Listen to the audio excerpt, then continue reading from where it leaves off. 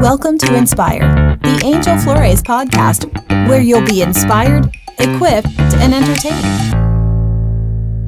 Okay, so Dr. Pilch, thank you for being here. Thank you for joining us today. Let's go ahead and start off with your story. So where you're born, where you grew up, that kind of stuff. Thank you, Angel. I was born in Wheatland, Wyoming, a small town in southeast Wyoming. I was born as a twin. I have a fraternal twin sister, and I have an older sister who is 6 years older. And we lived on a hog farm in the country for the first half of my growing up years. My grandparents and my dad and mom owned a small piece of property there, and so we lived there because my parents could afford to live there. There was a small, tiny, nasty little farmhouse that was on the property. So my dad and my grandfather ran the pigs, and I think some farming. I remember some farming, but my dad also worked for the highway department. So he worked in town. My dad usually worked 2 or 3 jobs at a time is what I remember growing up. So I get a lot of my drive, I think, and my hard work ethic from my father. Okay. So I grew up in Wheatland, Wyoming. And it's just you and your sister then? My twin sister and me, and then my older sister. So there were three of us girls. Nobody had really, gone to college in my family. My mom dropped out of high school.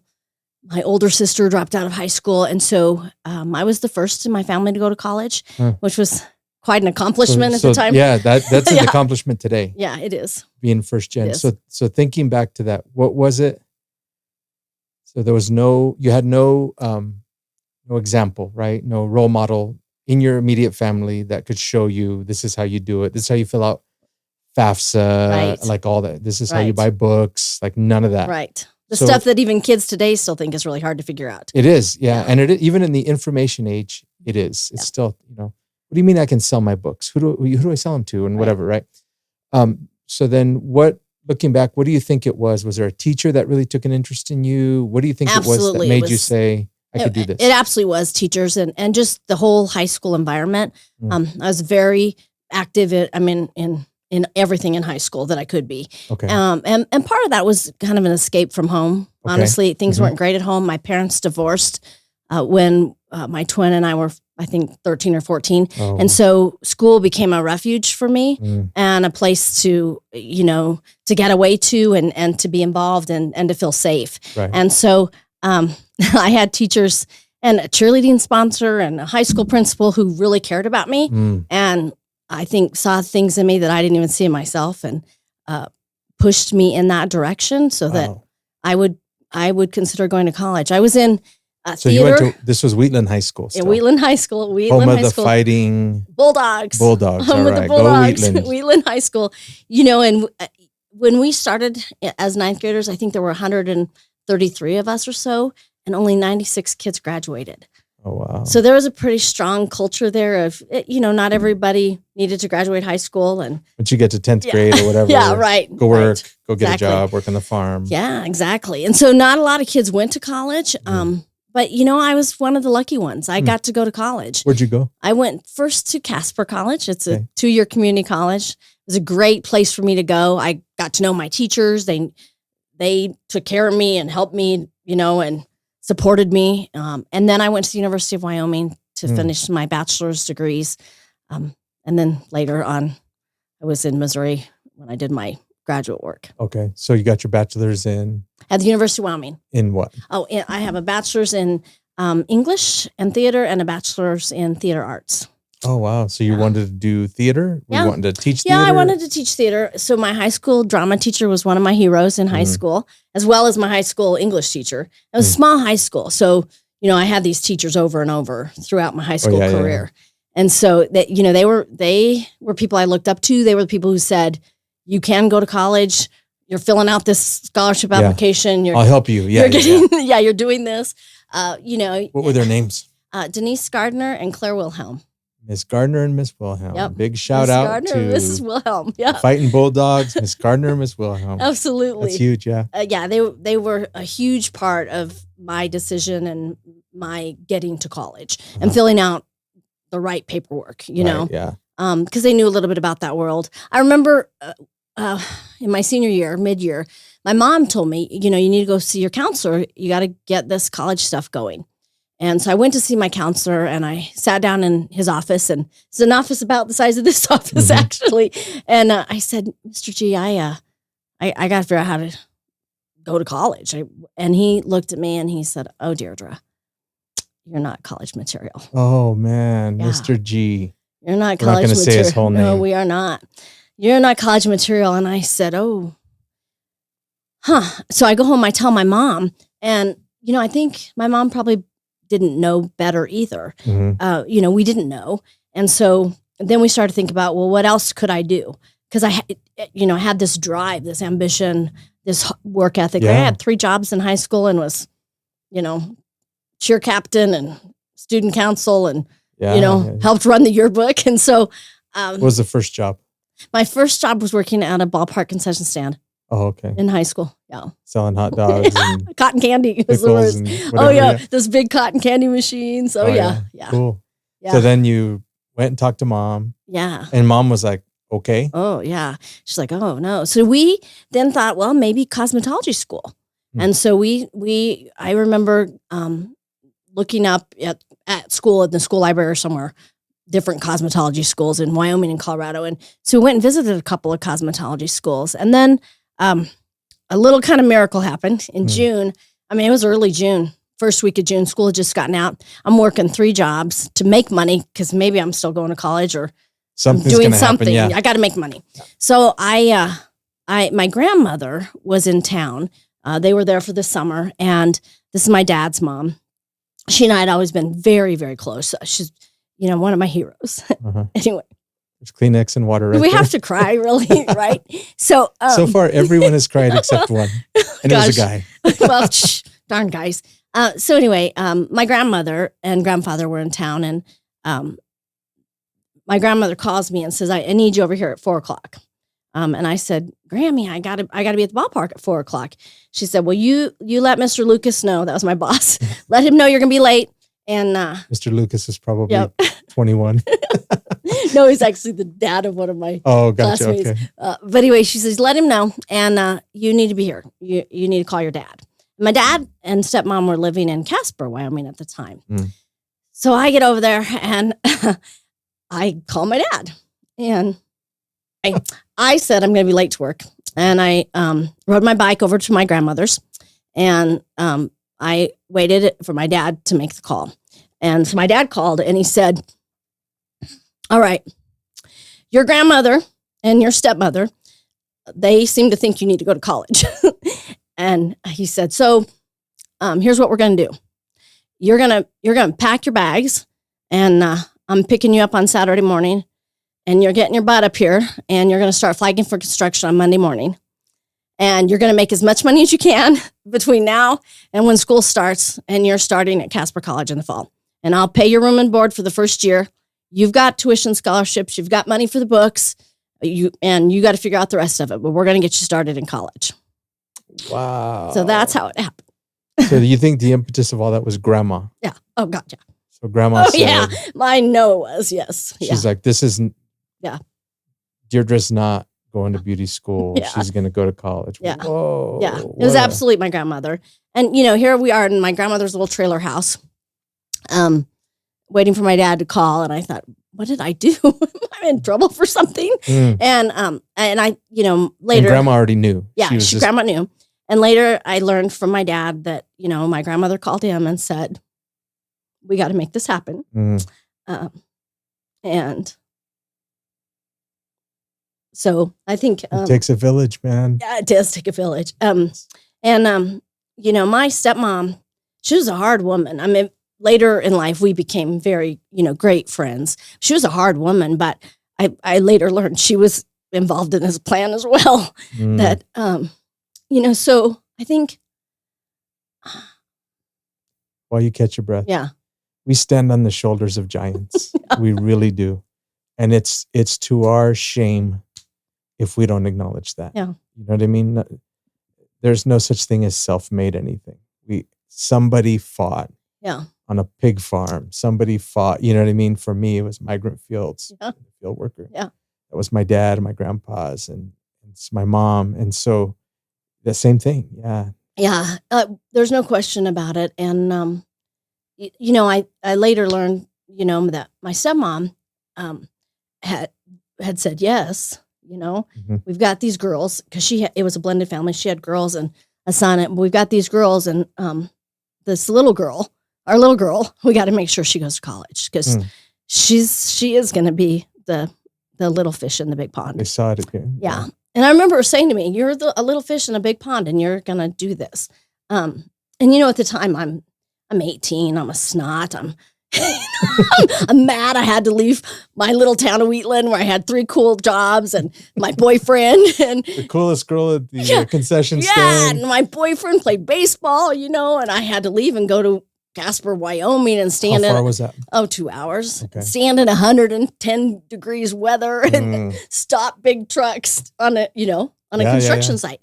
But it was so good for me. So you did that all that summer? Oh yeah, I did it for 3 summers.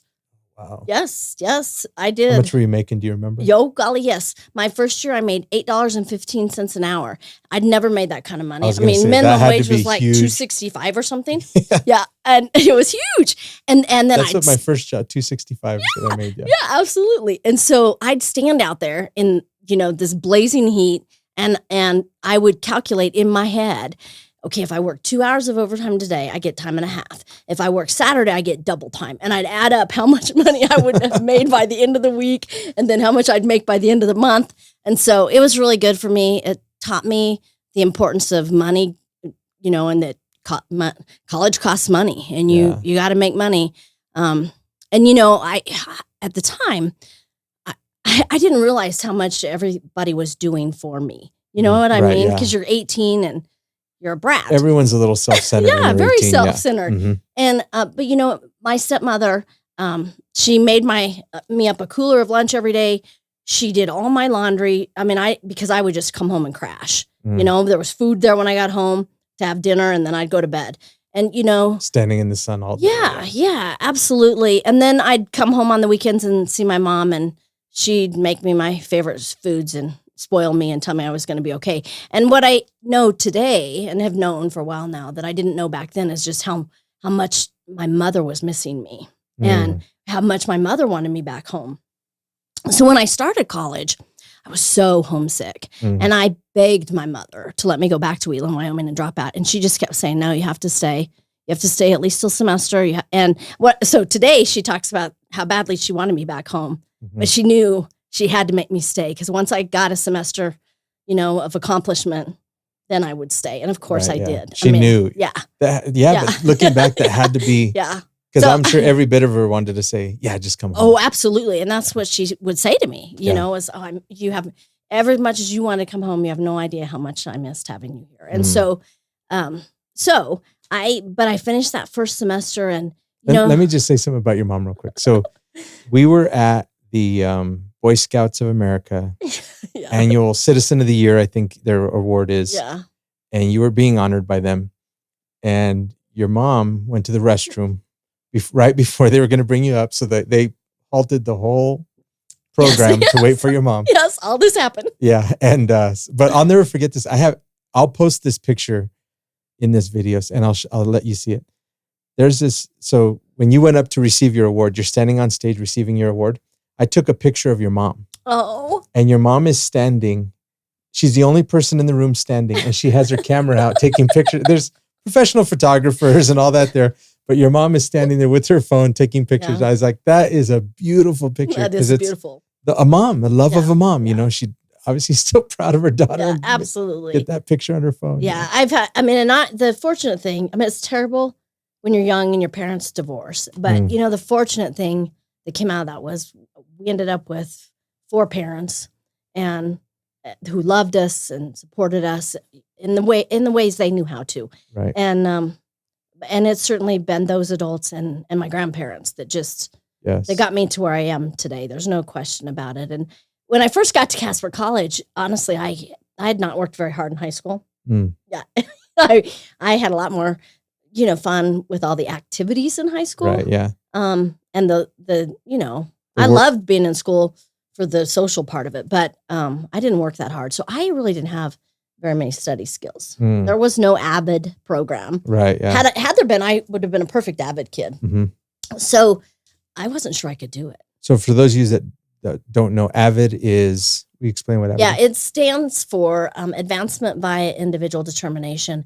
And it is a program that it is really targeted for first generation college students. So for kids whose families have not typically gone to college, but they have the ability to go to college and be successful. So those kids are identified in 6th grade? Yep. We actually now have AVID in our elementary schools, but we don't actually make you part of the AVID class or the AVID club until 6th grade. Okay, yeah. Yeah. So you would have been perfect for that because first gen. Yeah. And, in a lot of ways, I think about the secretary in the main office, who was also the cheerleading sponsor, and the principal of the school in a lot of ways. And then my 2 teachers, they did a lot of things to support me and care about me that the AVID program does for students. I mean, my high school drama teacher took me to the University of Wyoming to see a play while I was in high school. Yeah. So it got me onto the University of Wyoming campus, into the theater at the University of Wyoming. So you could just see it. Yeah, and right. Yes. And that's the kind of thing we do with AVID. What would you say? I want to talk about a little more of your story, your career, how you met your husband. What would you say to Mr. G? Well, I did. What did you say? I went back and just said, I want you to know what I'm doing now. I have a doctorate degree. I'm a high school principal of a high school with 2,500 kids. And I said, just want you to know. I didn't remind him what he said to me. That would be cruel. Yeah. But what I did say to him was, I said, I bet you never expected I would do something like this. And he said, no, I never imagined you would do this. And I said, I know. So just imagine, I said, I get to work with high school counselors now. I hire them. And so, just imagine the student who's in your office or coming up to you in the hallway, what they really might be capable of and how much they might really be able to do. We just don't know. Yeah. We just do not know. Have you shared that story with counselors that you hire? And oh yeah, I've shared. I don't know if I've shared it with counselors I've hired. I did share it with counselors who worked on my counseling team when I was a high school principal. Yeah. I absolutely have. And not in a mean way, but in a way to say, there's something about the way kids are that causes us to put limits on what we believe they can do. And, I was a C student. If I could skip typing and go hang out in the main office and talk to the head secretary and the principal, I did. And they didn't know I was skipping typing. I did. Just a fun kid to be around. So they didn't care. Right. And so, I think I wouldn't have thought I was college material. I didn't. And when I got to Casper College, I worked my tail off because I wasn't sure I could do it. And then when I got all those A's that first semester, and then in Casper, because it's a community college in Wyoming, and there's a lot of money in that system, here came the scholarships. So, right away I had this reward of scholarship money for good grades. And so I was very incentivized to work hard. The money you've been saving. Yeah.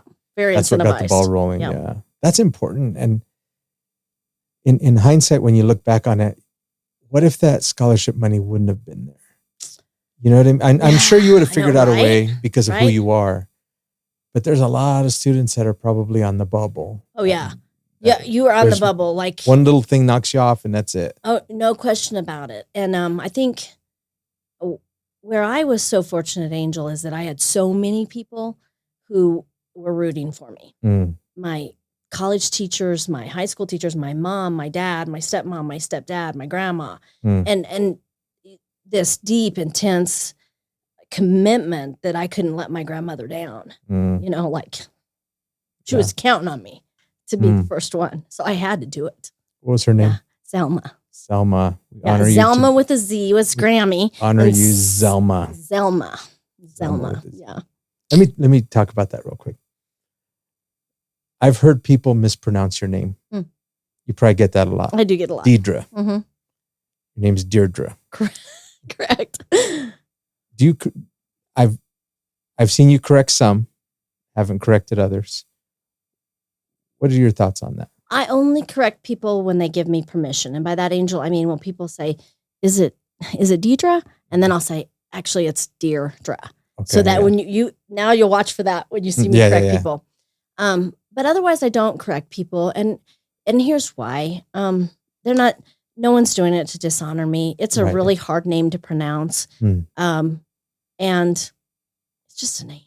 I mean, it's, Right. Yeah. So I appreciate when people ask when they're not sure. And then that allows me to let them know how to say it and to help them with it. If they don't get it. Yeah. It's whatever. Yeah. Really, it really is not a big deal to me. Mm-hmm. It's a bigger deal to other people around me than who know how to say my name than it is to probably me. your assistant. And they're probably like, ugh. Yeah. Interesting. Cool. So then how'd you meet your husband? Oh, Jeff. Well, my sisters introduced us. Okay. So I was leaving a marriage, had left a marriage, and I was living in Kansas City, and my sisters had met this Jeff guy and thought, that I should meet him. And my sisters and I are very different from each other. So I was pretty sure that wasn't going to work out.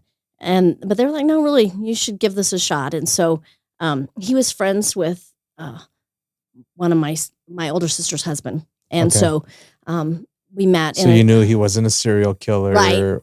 I figured he probably wasn't since he was friends with them. I met him, and I met him a long time before we ever really dated. I actually met Jeff the first time at the University of Wyoming. So we had been at the University of Wyoming together. We didn't remember it until later when we saw pictures of each other from college, and we're like, oh my goodness, really? We were around each other. Oh yeah, we were. And so, but that, would not have been the right time for either one of us. He was a wild child, and I was getting a college degree. So, but my sisters introduced us, and we were friends for a long time before we became involved. And he is my rock. He's amazing. He is a remarkable, giving man, and he's a surprise for people because he comes off as this tough country cowboy from Sheridan, Wyoming, but he has a heart of gold. Cool.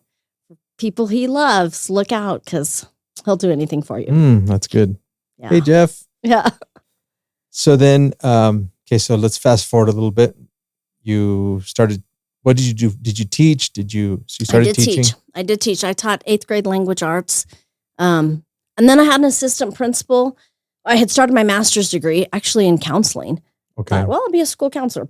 Probably because I wanted to right the wrongs of being a bad school counselor. Right. Yeah, Probably, yeah. You know how that goes. Even subconsciously, you never know why you do stuff. At the time, I didn't know it, but now I'm like, why did I pick counseling?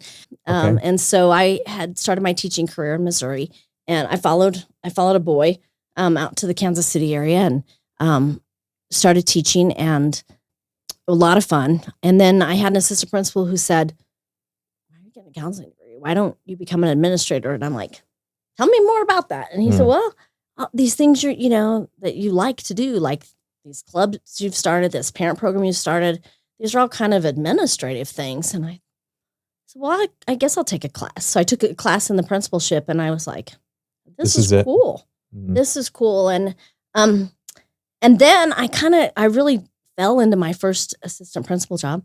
I really literally fell into it because it was at the high school there in the same school district. And it was, the high school had 3,800 kids, huge high school. Oh, yeah. And so I go into my same mentor who told me to get the degree and say, what do you think? Should I apply? And he said, well, sure, you should, because you should practice. And I was just finishing up my degree. I'd only taught 4 years. He said, you really practice interviewing and yeah. You know how that is, right? Right. Go practice your skills. Well, they hired me, and I got my first assistant principal job at a high school, and it was so wonderful. The kids were all, I was assigned to the 9th graders, so they were all kids I had just had. Oh yeah. So in 8th grade, I knew a lot of them, and yes, it was really, it was a blessing. And then, so you did that So I was an assistant principal for 4 years, I think, also, and then I went back to the middle school where I'd been a teacher and was their principal. Oh, okay. So teachers who taught me as a baby teacher how to be a teacher were the teachers that I got to work with at that school. Wow, interesting. Yeah. Was there any awkwardness in that? No, there really wasn't. And, Angel, I think because I had gone to the really big high school and had that experience in between, they really welcomed me back. And, Gotcha, yeah. And I think, they were so good. They just needed somebody not to mess the place up. Oh, gotcha. They didn't need an overhaul. Mm-hmm. They just needed somebody to make sure they stayed on the right track. Steer the ship and not mess it up. Yeah. And then I went to the district office for 1 year. The one job I did not enjoy in my career. I was a curriculum director for 1 year. And then I thought, I got to get back to kids. So then I went back to the high school where I'd been an assistant principal and was high school principal there. Oh, wow. Okay. Yeah. And how did you end up in Colorado? Well, so I went through a divorce, like many women who are working on their doctorate degree. Mm-hmm. Something fails, and it was my marriage. And so I wanted to talk about that a little bit. What do you mean by that? What I watched in the time, and Angel, I'm old, so this has been 20 years ago, more than 20 years ago. But what I watched at the time, that women who were working on their doctorate, that either they didn't finish their doctorate or they often, their marriage fell apart. Something has to give. Yeah, something has to give. So rigorous. Yeah, it's so demanding, and quite frankly, doctoral programs now have gotten more manageable around people in their work-life balance. Like you're able to work on your dissertation along the way while you're doing your coursework. Whereas at the time, your coursework almost is all centered around writing your dissertation now. Yeah, it seems. Yeah, and it wasn't like that then. So it was like, do all these classes and then write a dissertation that may or may not be related to what you were. Absolutely. Gotcha. And so what you're saying is these new guys are soft. Yeah, these new guys are soft. That degree isn't really a degree. No, I'm not. I'm saying that people have realized you don't have to kill people off to have them earn a degree. One of my professors at UNC told me that I was considering doing a doctorate. And he said, I got my PhD at Clearwater Beach, Florida. I don't remember the name of the school, near Clearwater Beach. He said, I knew how to get to Walmart and my lab. And in 4 years, I never visited the beach. It was that intensive. And I thought, I think I could do that while I'm pastoring a church. No. But so I was a high school principal, huge high school, trying to finish the doctorate. And I was at the University of Kansas. And so KU, they made no bones about that half of you in this cadre of 22 are not going to finish. Wow. I mean, they were clear about that. And, so part of it was just like survival of the fittest. I mean, just who can be tenacious enough to see this through to the end. So, you do the coursework, then you do, very intense comprehensive exams. Right. And maybe. Which are brutal. Yeah. And then you get to propose. And so comprehensive exams, if those of you that don't know, it's like a test on everything you've studied in your graduate work. And these are high level classes, very intense, very difficult. And at the end of it all, they give you this massive exam that's over classes that you haven't taken in 3 or 4 years. 3 years, yes. Yeah. Right. Like the school finance piece of the exam, you may not have had a finance class for, 2 or 3 years. And each exam is typically 3 to 4 hours long, over multiple subject areas. And, many of my colleagues did not pass the first time around, or you wouldn't pass a section. You did. I was fortunate. I passed every exam the first time around, and again at the cost of a lot of personal. Gotcha. Yeah. Really and truly, and so, but that doctorate degree was a piece of, that opens doors in ways that nothing else can for you in the field of education. Right. No question about it. And once you have it, no one can take it from you. Yes. So, it was a huge accomplishment for me. It's like a tattoo. Yeah. It's going in the box with you no matter what. Yeah. Yeah, I suppose. So really what caused me though to move back here, I was here for a long weekend with my dad and my stepmom. And my Wyoming? Yeah. And at this time they were in Torrington, Wyoming. And my stepmom had been diagnosed with terminal lung cancer that week that I was here. And all of us girls my stepsisters and my sisters and I, we kind of said, all right, who's staying for the week? And I was the one who stayed and went with my dad and stepmom to start the chemo and all the stuff. And, I remember sitting in my dad's basement, and we did have internet then, barely, but we had it, thinking, Jane is going to die. And next it's going to be my mom, my dad, my stepdad. And I've lived half of my professional career in, 3 states away. Yeah. And so it really was just one of those moments where I prayed about it, and I got on the internet, and I saw that there was a job open at Centaurus High School in the Boulder Valley School District. I looked in Colorado. I really didn't want to come back to Wyoming. I just wanted to get closer, and couple hours at least. Yeah. And so the next day I called the principal up at Centaurus and said, hey, you're leaving. Can you tell me about your school? And she did. And I said, can I stop by when I get later this week, when I hop on the plane? Can I stop by? And she said, sure. And she was leaving to go home to be with a sick mother. Oh, wow. Yeah. So she could sympathize. Back to Atlanta, I think. And she felt like the school was really a mess. And had not been she had only been there the 1 year, and had not been a joyful place for her. But that I could see a lot of potential there, and I wanted to get home. I wanted to come home, and so the next day I'm sitting in my office in Missouri, and the phone rings, and it's the deputy superintendent from Boulder Valley saying, I understand you were here and visited one of my schools yesterday. And I said, I did. And he said, well, tell me about your work. And so we had a little phone interview, and then he told me that job had been open twice before that spring, and they hadn't filled it. And so that's why it was open. So it was kind of late. It was May-ish, June-ish, and it was kind of late to be looking for a principal, but so it was meant to be. It was all set up like it was supposed to be. Yeah. God had a plan for sure. Yeah, absolutely. So then you ended up there. By the way, that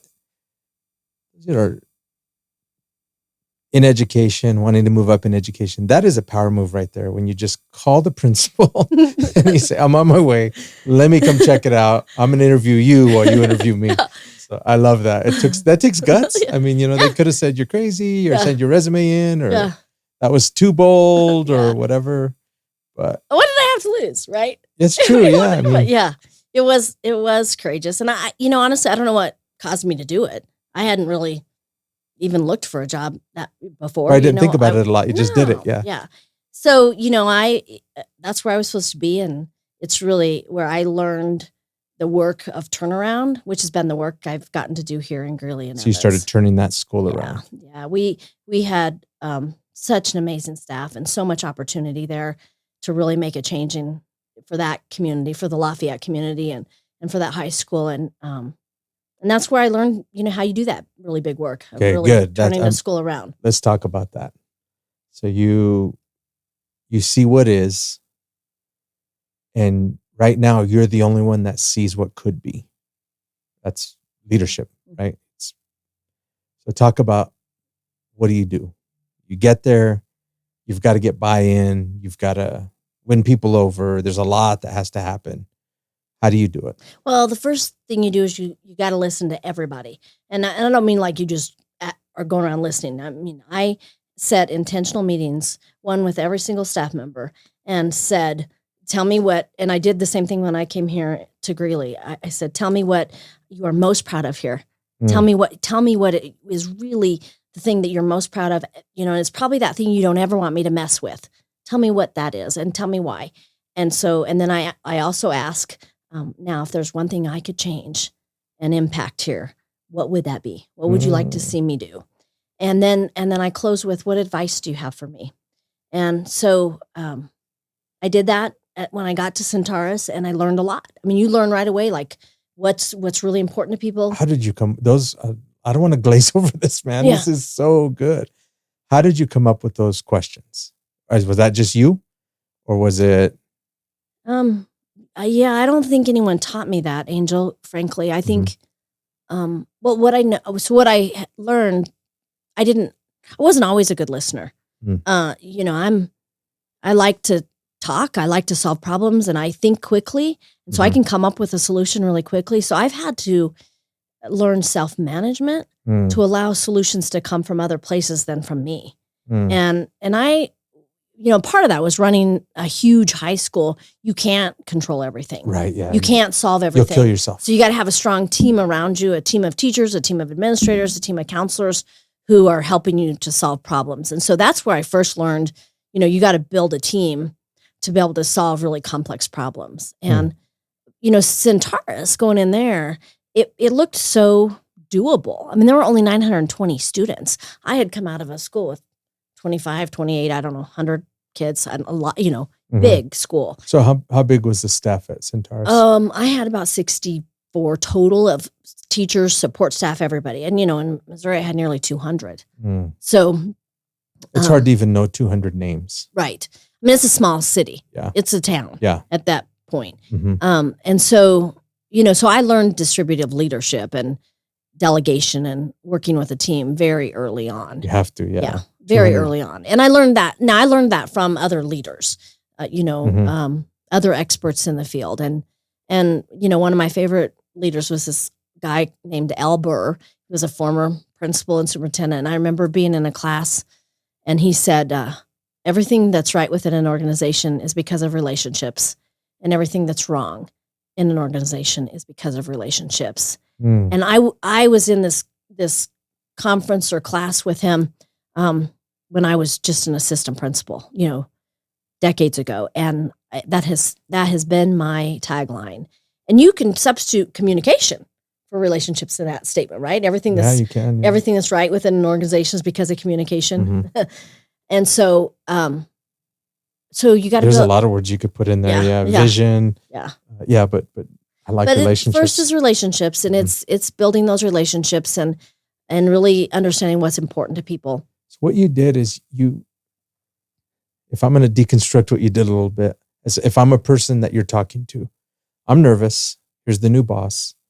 What's she going to do? Right. Is she going to start chopping stuff that I love? Is she going to chop me? Is she going to, whatever, music department, and I'm the choir teacher, whatever, right? So you come in and you say, I care about what you care. I want to care about what you care about. And to me, as I'm listening, I would be like, okay, we're allies. Right. You're at least listening. At least care enough to listen. How long were those meetings? At least half an hour. And, and I scheduled them usually an hour apart. So if it took an hour, some people had a lot to say, and it took time to do it. It takes time. But that is a piece of advice I give to every new administrator. You got to go in and listen.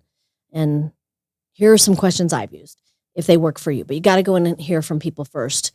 And the thing about listening in that way, Angel, is it tells you, I would know by the time I was done, I would know like where the landmines are. Like, don't ever mess with this thing. I would know like what they were really good at and what they're really proud of. And I would know where the problems were. I mean, it's a little crude, but coming into District 6, it told me which programs and people I needed to really examine for possible elimination. It was that based on all those conversations. By the time you listen to that many people. Now, what I did in Greeley was a little different. I did the one-on-one with my direct reports, but I did a circle of listening. Like I'd bring in all the gifted and talented facilitators in a group, and I'd listen to them all together. And then I'd bring in all of the curriculum coordinators and listen to them, and all the assistant principals and listen to, like 3 groups of assistant principals. You're still getting a good cross-section temperature of the whole organization. How many employees are in D6? Oh, I think we have around 2,200 or so total. All right. 2,700, I don't know, a lot. Yeah. I thought I heard the other day 3,000. Well, so if you take in, our contract workers, our substitute teachers and everybody, we're right at 3,000. Oh, okay. Yeah, we're right at 3,000. When you take into account everybody that's walking through our doors to provide some kind of services to our students and families. How many students? 22,000 plus students. Yeah. How many people then do you interact with? How many direct reports do you have? I have 10 direct reports. Does that feel like a lot? Does that feel manageable? No, it's not a lot at all. It's totally manageable. They are so capable. I mean, they are, these are high level executives. Right. Yeah. So they're I think they probably feel like they don't get enough time with me. I mean, they would like more time with me. I know this. They tell me that, but they are so capable. I mean, they are. We meet weekly for all of us together for usually at least 3 hours, and that the whole team. Mm-hmm. And I call that the superintendent's cabinet. Okay. And but it's the executive level team, and that weekly meeting really keeps us all on the same page. And what's that? What's a? I don't want to get too far in the weeds with that because I want to talk about other stuff. But what's that meeting like? What's the typical structure of that meeting? We first do a check-in, and we'd gotten away from this. Mm-hmm. And then one of the team members said, Deirdre, we've gotten away from our check-in because, we got busy with COVID or whatever. Yeah, we got to talk. But we're back to doing our check-in. And so we dedicate 30 to 45 minutes for each person just to check in and share anything they want to share. How are they doing? What's going on in their life? A lot of it's personal stuff. Yeah. And sometimes it'll be work stuff, but a lot of it's personal. But, everybody has to contribute. We go around and hear from each person, and I go last. And but it's really good because it kind of gives you a temperature check and I know where everybody is. So we start with a check-in, and then so we do that with our staff. I'll say share a delight and a drain. Maybe I'll do that. Yeah. I like that. So we can delight and a drain. Yeah, something great. Yeah, that's something you're just happy about. It could be anything. I got new shoes. It could be my grandson started walking. Mm-hmm. Anything. Mm-hmm. Something's making you happy. Something that's draining your tank a little bit. Mm-hmm. Something that's just kind of. Mm-hmm. And then sometimes we'll do a discovery. Something God is teaching you. So delight, drain, and discovery. Yeah. So I like that. Yeah, because you want to end on an up, right? If you can. So that's where that discovery. Yeah. Because the drain is just kind of like next. Yeah. I like that. I'll borrow that from you, Angel. Right. Well, I took it from Alan Algram, so he's a pastor friend of mine. So yeah. It's so easy to just come in and start working. Mm-hmm. And boy, and there's times for that. There are times you have to in do a crisis, or what you have. Sometimes you have to it's time to go. But so typically, I keep crisis meetings out of cabinet. Okay. So I will typically call a separate meeting for a crisis, even if that crisis is on the same day. I will call it so that cabinet is not crisis management. Okay. That we do just reacting to stuff. Yeah. So all of our COVID response crisis emergency meetings were on Mondays. And then our cabinet was on Tuesdays. And although everybody in cabinet is there, we had other people from our leadership that would join us. But those of you that have never heard of COVID, just kidding. Yeah, right. Remember that thing that we had for a while? So we do a check-in, and then the agenda, there's some standing items on the agenda, like preparing for the school board meeting that's coming up, preparing for our weekly memo that goes to the board members. And then our Innovation 2030 is a standing item. Budget and staffing needs is a standing item certain times of the year when you're working on that. Yeah. But then anyone can put anything on the agenda. So it's not. In that 10. Those 10 people. Yeah. It's not my agenda. It's our agenda. And so it's an open document, and they can go in and put anything in the agenda that, they need to discuss with the rest of the team. And, it's always full.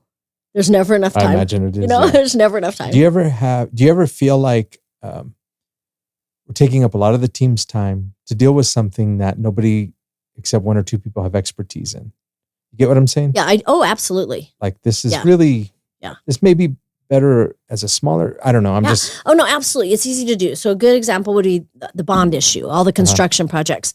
So let's say that, one of the assistant soups who supervises principals has issues just with a project at a certain school. And so then now the discussion is really the assistant soup of support services who's over the bond, and the assistant soup of elementary, and me. And so at that point, I will typically recognize it and say, hey, you guys, let's move this to bond planning on Friday. So I just redirect. We don't need everyone talking about asbestos. Yeah, I just redirect and say, and a lot of times we'll get into something like that, and I'll be like, okay, here's what I'm going to recommend. I'm going to recommend that, you three get together, you work on this issue, and then bring us a recommendation back to cabinet. Gotcha. Yeah. So we do a lot of that. Good. Yeah, we do a lot of that.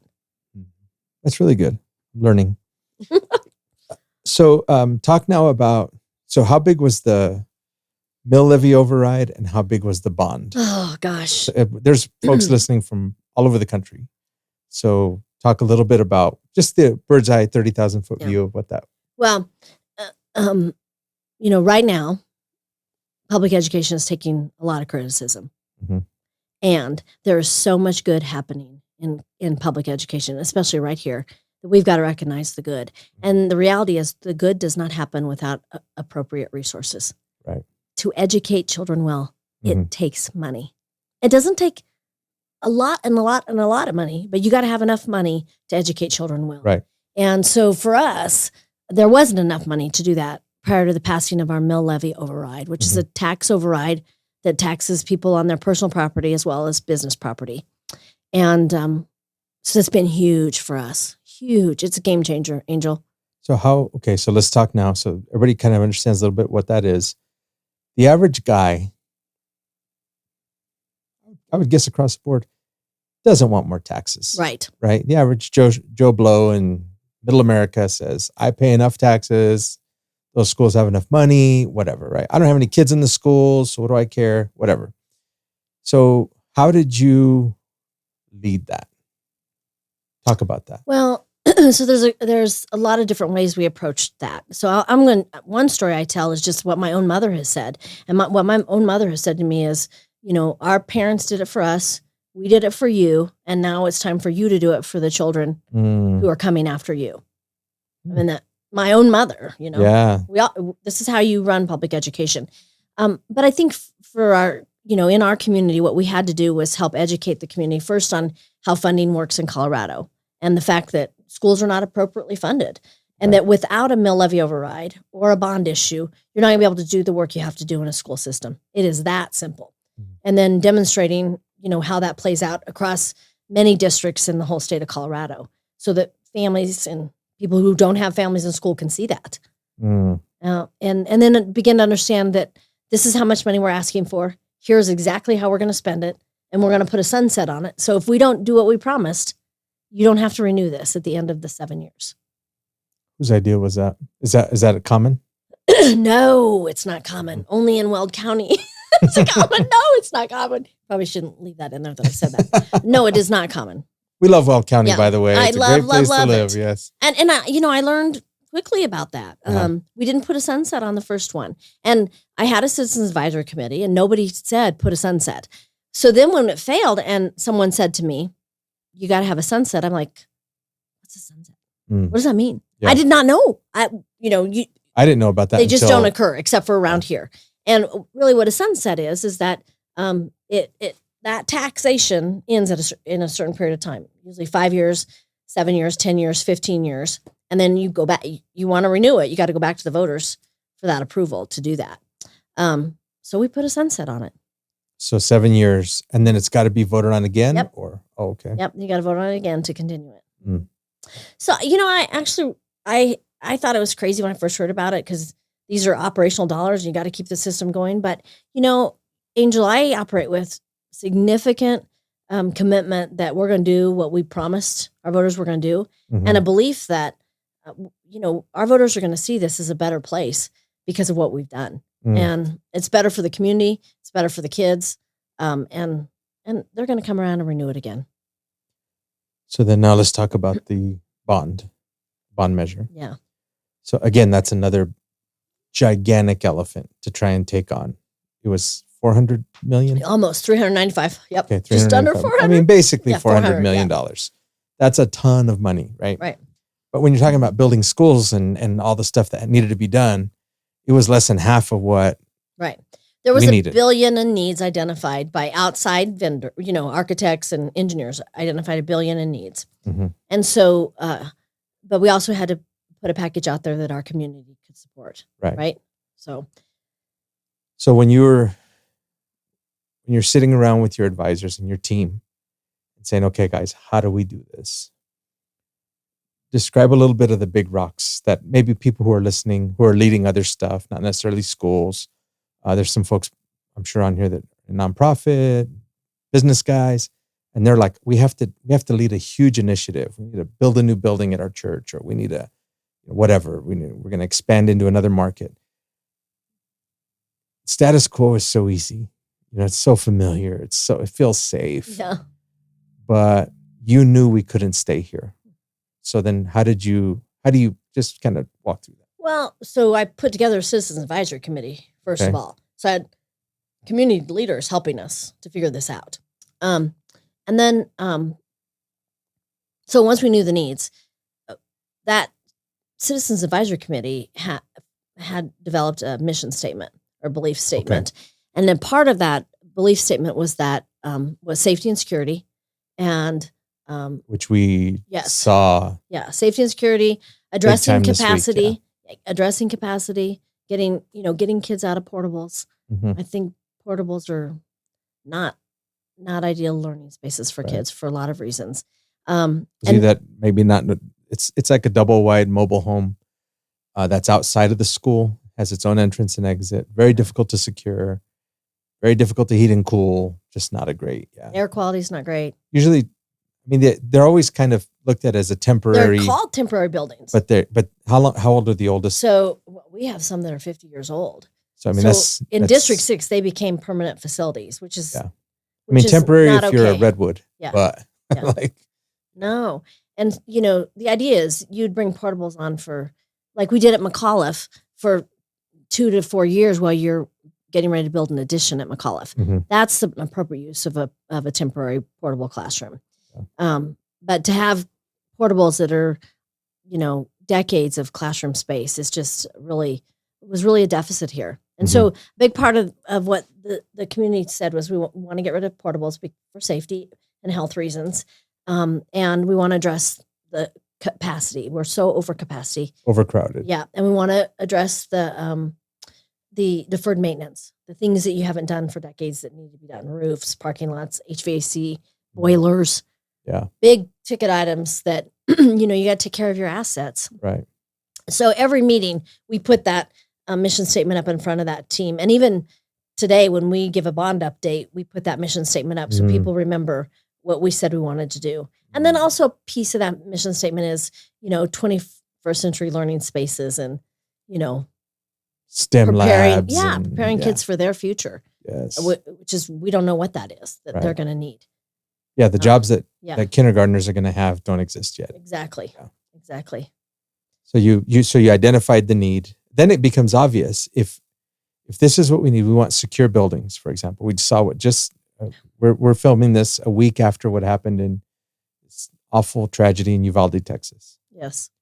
My understanding is he walked through a side door that was open. I don't know if that's true, but that's what I'm hearing as well. Right. Yeah. So we don't want that in Greeley. So we want secure buildings. Well, once you identify that, it's impossible to say, forget it. It's too much. It's too hard, whatever. Right. So that's is that the galvanizing piece then, identifying? Yeah. Oh, absolutely. What are the biggest priorities? And then the other galvanizing piece, Angel, was actually providing across the system. So some in West Greeley, some in center of Greeley, some in Evans. So we're spreading, the big construction around the community. That was important also. We still have 3 more buildings that need replaced.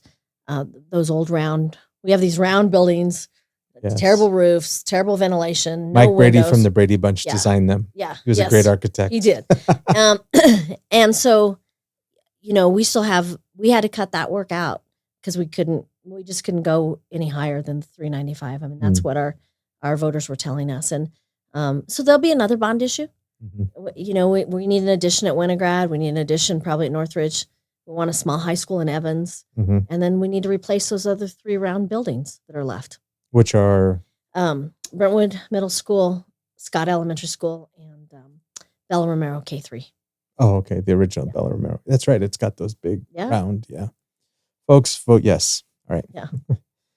2 more questions. We're almost done. Are you successful? What does that word mean? So many people will be listening to this who are Deirdre Pilch when she was 25.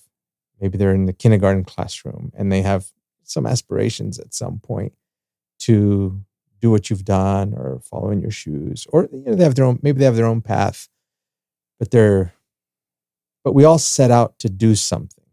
So the question is, are you successful? What does that word mean? Are you doing it? Have you done I it? am very successful.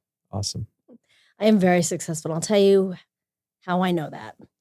And it isn't the passing of a mill levy or a bond or my strategic plan. I figured out what I love and what I'm really good at.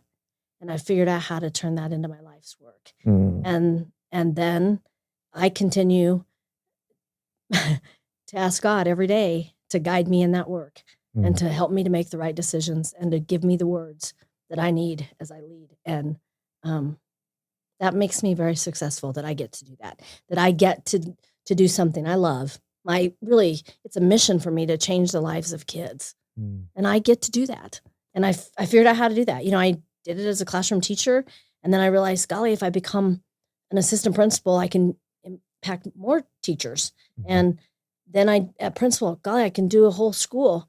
And then I realized if I'm a superintendent, I have nearly 3,000 people who I can help to get to the right work to change this community for kids. 20,000 kids' lives. Absolutely. And as you know, we live in a high poverty community.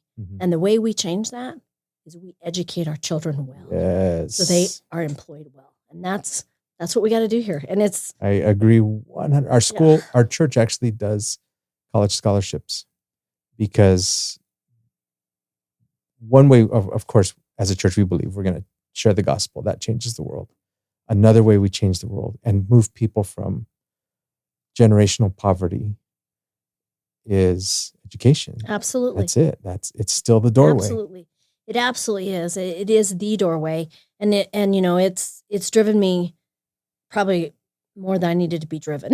I watched family members around me who lived in poverty and how they struggled. And I still have family members. It is just so hard. And education is the key. Yes. Once you break that cycle and you get people well educated, whether that's in a skilled trade or an academic trade. I'm glad you said that. I wanted to talk about that real quick. At Greeley West, I went on one of the tours. There's so much happening in the trades there. Absolutely. Not everybody. I'm a big proponent of college, yes, but not everybody should go to college. Some people are designed by God, I believe, to be a great welder or to be a great, work in the trades. And so I love that the district is doing that. Carpentry and absolutely. Every one of our high schools has programs that focus on, going straight into the workforce after high school where you're gainfully employed. You're going to make electrician, HVAC, $50,000, $80,000 a year. Cosmetology, whatever, right? Yeah. I love that. Okay. Yeah. Last question. Where have you seen God in all of this? Oh, golly. Well, I see God everywhere in this work. I would have never imagined I'd be in Greeley, Colorado, being the superintendent of schools. But my second year as an assistant superintendent in my former district, I was approached by the superintendent here in Greeley to come as her deputy. Oh, okay. And I was going to come. She had just been appointed, and I was so close to coming. And I went back to my district, and my superintendent said to me, he said two things that caused me to stay. He said, one, he first said to me, we can't do this work. We have to do it with the high schools here without you. I need you. So I need you. And really it was God saying, you need to be here. It's not time yet. Yeah, it's not time yet. You got to do this work. And then he said to me, my superintendent said to me, why do you want to go to Greeley? And I said, I want to be the superintendent there one day. It's a giant Centaurus. I want to do that work in a community like that. And he said, you do not need to go now to be the superintendent of schools there. You can go right from the seat you are in when the time is right. And the superintendent was right. And, and I paid attention to what he was saying. I paid attention to what God was saying. And I stayed there and did the work I needed to do. And then Greeley opened up, and that superintendent had moved on to California. Oh, wow. So I texted him. I said, guess who's going to Greeley as the superintendent? That's funny, huh? Because in a moment like that, that might have, who knows what he was thinking in that moment, right? But sometimes you say a sentence to someone, Yeah. and it changes their path, and they don't realize. I don't realize God is speaking through me. They don't realize God's Right. speaking through them, but God was obviously telling you it's not time yet, but that is the place. Yeah. Interesting. Yeah. And so then I just kept watching it. My husband, Jeff, and I lived up north up here. I kept watching Greeley. We'd come over and have dinner in Greeley, and I'd talk Kind to of check it out. Oh, yeah. I'd talk to the people I knew in Greeley that were, educators in Greeley. How's it going? Mm. Is it time for me to come yet? I mean, really and truly, it was kind of this Renell who left. I mean, I would say, is it time for me to come yet? I mean, and so I just knew this would be the place one day. And so, there is that. But then there's just,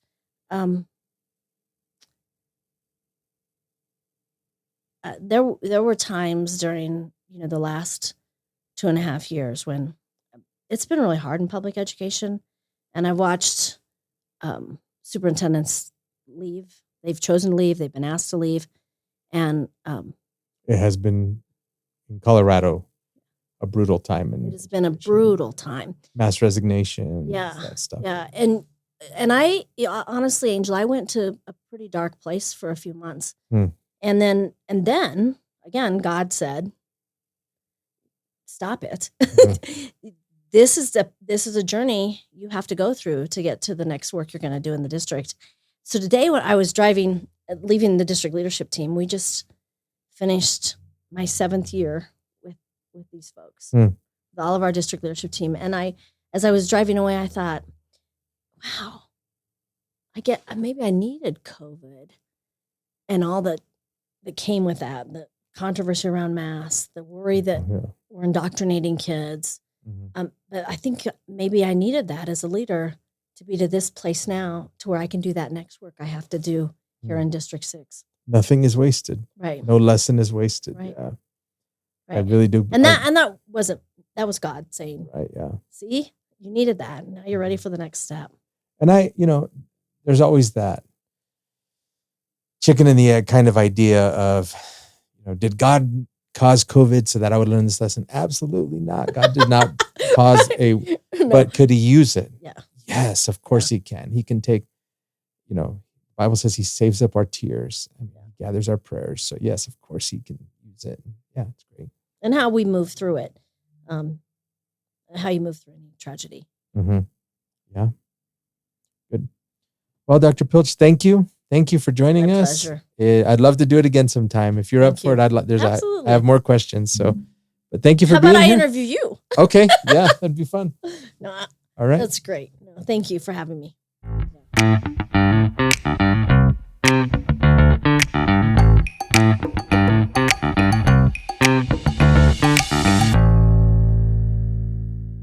Thank you for joining us today. Make sure to subscribe so you don't miss a single episode.